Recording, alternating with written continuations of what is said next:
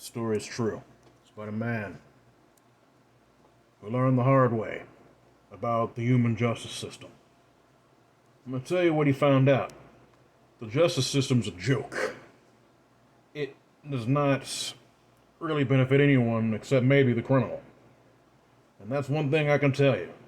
If you're looking for justice in the United States of America, there's a chance you'll get it. There's possibly an even bigger chance you're not. Congratulations, it ain't happening. Because you want to know why? I'm going to tell you why.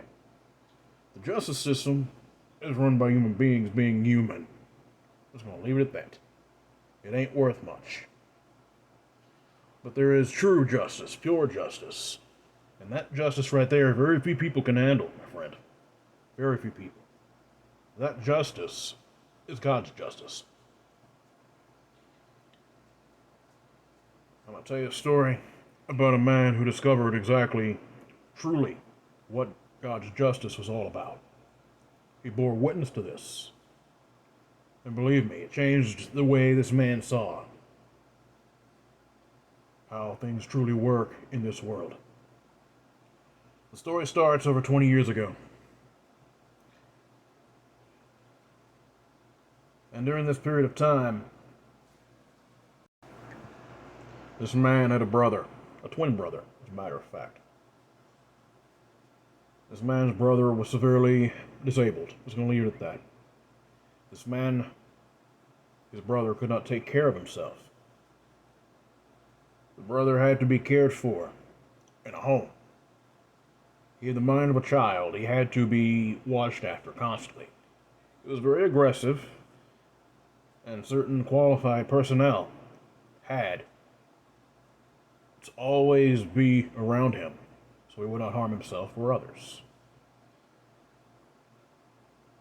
One day, this, young man, the main fellow or protagonist of this story, him and his mother, they got a phone call. Excuse me. That phone call was that they would have to come to the hospital right away. The young man's brother, well, he would find out when they got to the hospital that he was very dead.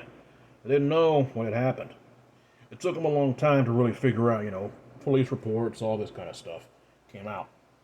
And by that time, everything was known. And let me tell you, it was not good for the family. The family was turned inside out, practically destroyed.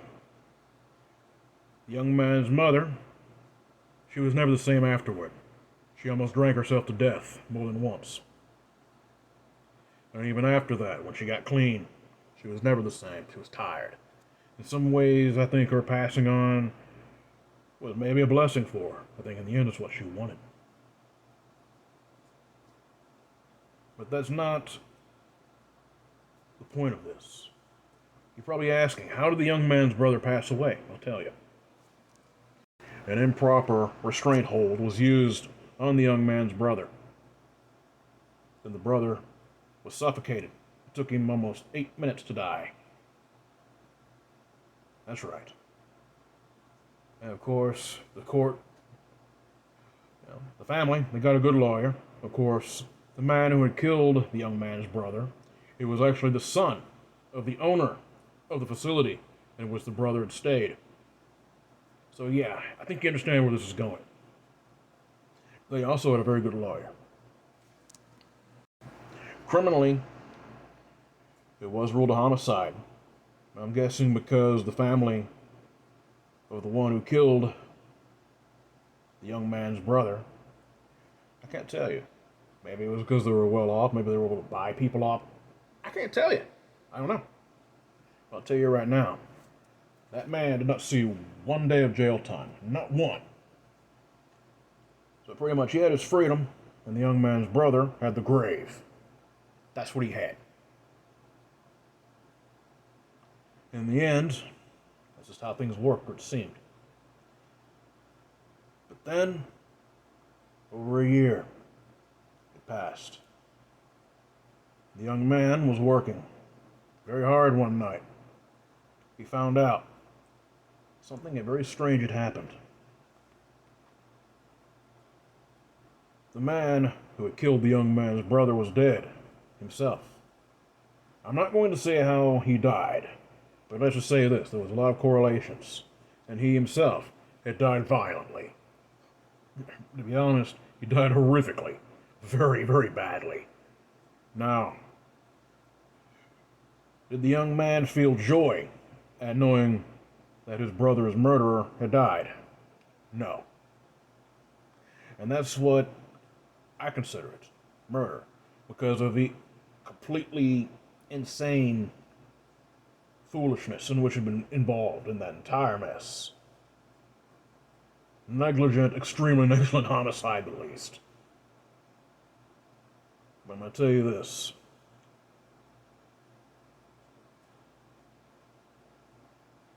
When the young man found out his brother's killer had died very badly, almost a year and a month and a day to the day his brother had been killed, it opened his mind in many ways.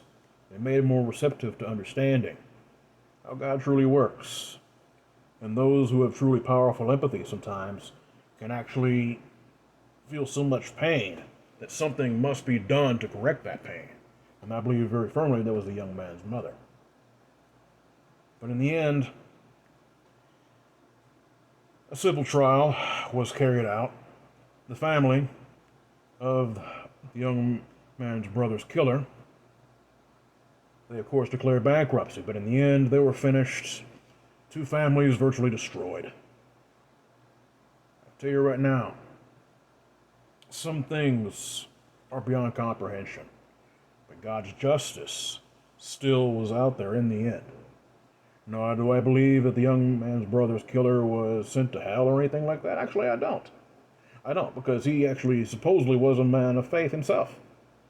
But in the end, sometimes, your life is forfeit, whether you like it or not. It's something you really have to think about. And you're probably wondering, who is this young man who had the brother who was killed? Now you're listening to him. This story is very important for one reason.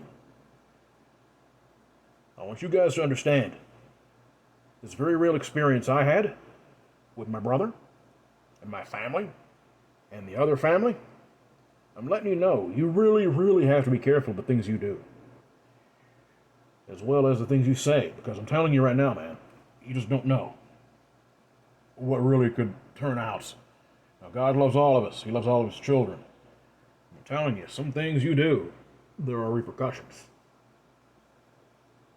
Try to have compassion for your fellow man, and try to show empathy and love where you can, because I'm telling you right now, man, you just don't know the things you do. I'm just going to leave that there. Normally I wouldn't bring out such a serious subject, but I felt a real deep calling for this. And I've been wanting to get this out for a while. I'm just going to leave it at that. You guys be blessed and be safe.